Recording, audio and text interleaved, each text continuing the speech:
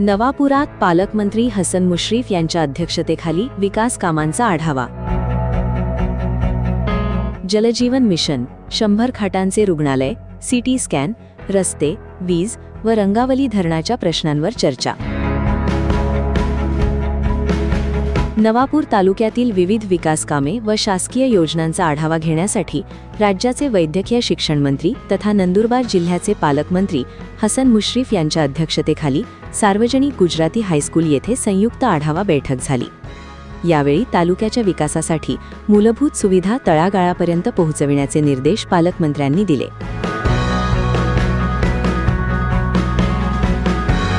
बैठकीपूर्वी पालकमंत्री हसन मुश्रीफ यांच्या हस्ते माजी मंत्री स्वर्गीय सुरूपसिंग नाईक यांचे स्मृतिपत्र तसेच विधानसभा व विधान परिषदेच्या शोक प्रस्तावांच्या प्रती आमदार शिरीषकुमार नाईक यांना प्रदान करण्यात आल्या.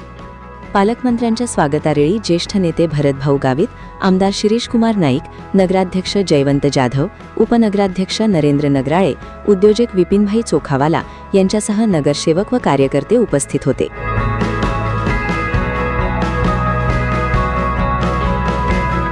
बैठकीत तहसीलदार दत्तात्रय जाधव यांनी शासकीय योजनांची माहिती सादर केली. जिल्हाधिकारी डॉक्टर मिताली सेठी, उपविभागीय अधिकारी बी.ए. कापसे, प्रतिभा शिंदे तसेच राष्ट्रवादी काँग्रेस अजित पवार गटाचे तालुकाध्यक्ष दिलीप गावित यांच्यासह विविध विभागांचे अधिकारी उपस्थित होते.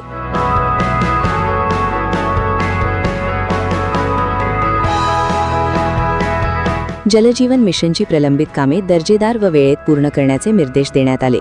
नवापूर उपजिल्हा रुग्णालयाचे 50 वरून 100 खाटांमध्ये रूपांतर करण्यासाठी प्रस्ताव सादर करण्याची कार्यवाही करण्यास सांगण्यात आले. आमदार शिरीषकुमार नाईक यांनी सीटी स्कॅन मशीनची तर भरतभाऊ गावित यांनी अत्याधुनिक रुग्णवाहिकेची मागणी केली. अस्थिरोग शल्यचिकित्सकाच्या रिक्त पदावर नियुक्ती करण्याबाबतही चर्चा झाली. राष्ट्रीय महामार्गावरील अपघात, बेडकी कोंडाईबारी रस्त्याची दुरावस्था, चरणमाळ घाटातील रस्ते तसेच मुख्यमंत्री बळीराजा शेत पानंद रस्ते योजनेतील सुमारे 1600 प्रस्तावांवर चर्चा झाली. चिंचपाडा वनक्षेत्रपाल प्राशा पगार यांनी वन विभागाच्या कामांचा आढावा सादर केला. वन्यप्राणी व वनवा प्रतिबंधासाठी करण्यात येणाऱ्या उपाययोजनांची माहिती त्यांनी दिली. तसेच गटविकास अधिकारी, तालुका कृषी अधिकारी रविशंकर पाडवी, अभियंता कापसे, मुख्याधिकारी डॉक्टर मयूर पाटील, वीज अभियंता शेख यांनी आपापल्या विभागाची माहिती दिली. नवापूर शहरातील वीज पुरवठ्याच्या समस्येबाबत व्यापाऱ्यांनी निवेदन दिले. तसेच रंगावली धरणाचे पाणी वळविण्याच्या निर्णयाला विरोध करणाऱ्या शेतकऱ्यांनीही पालकमंत्र्यांना निवेदन देत स्थानिक शेतकऱ्यांवर अन्याय होऊ नये अशी मागणी केली. वनहक्कधारकांना कर्जपुरवठा, कृषी व आदिवासी विकास विभागातील रिक्त पदे आणि निधी अभावी रखडलेल्या कामांवरही चर्चा झाली. पाऊस पडला एवढे मोठे 1-1 फुटाचे खड्डे पडतात. म्हणजे आपण म्हणतो तर पहिल्यापासूनच रस्ता खराब आहे. तर थोडंसं अजून यावर आणि एक पूल आहे वाकीपाड्याजवळ, जवळपास 1 वर्षापासून तर तिथं एक वर्ष 2 वर्ष 1 वर्ष पण टिकला नाही. एकदम बगदाळ पडला त्या पुलाला. निकृष्ट दर्जाचं काम झालं. आता तरी व्यवस्थित करून पालकमंत्री म्हणून मला वाटतं 4था महिना सुरू झालेला आहे. आता यापूर्वीच मी सांगितलं होतं की बाबा महिन्याला मी एकदा किमान येणार आणि त्यामध्ये एक तालुका आपण करणार आणि या तालुक्याची माहिती पालकमंत्री म्हणून घेण्याचा मी प्रयत्न करतोय. गेल्या वेळा आपण शहादाला आपण घेतला. आता यावेळेला नवापूर, पुढच्या वेळेला 2रा तालुका, किंवा आपल्याला या जिल्ह्याची सगळी ओळख व्हावी. आदिवासी बहुल जिल्हा आहे. अतिशय गरीब लोक इथे राहत आहेत आणि अनेक प्रतिकूल परिस्थितीमध्ये या जिल्ह्याचा विकास होतोय आणि म्हणून चांगली कामं व्हावी, दर्जेदार कामं व्हावी आणि त्याची गरज आहे ती कामं व्हावी ही या दौऱ्याच्या माझा हेतू आहे. आणि म्हणून आढावा घेत असताना तर आमचा विभाग आणि आपला विभाग यामध्ये फार फरक आहे. परंतु काही प्रामुख्यानं चांगल्या गोष्टी करण्याची आवश्यकता आहे.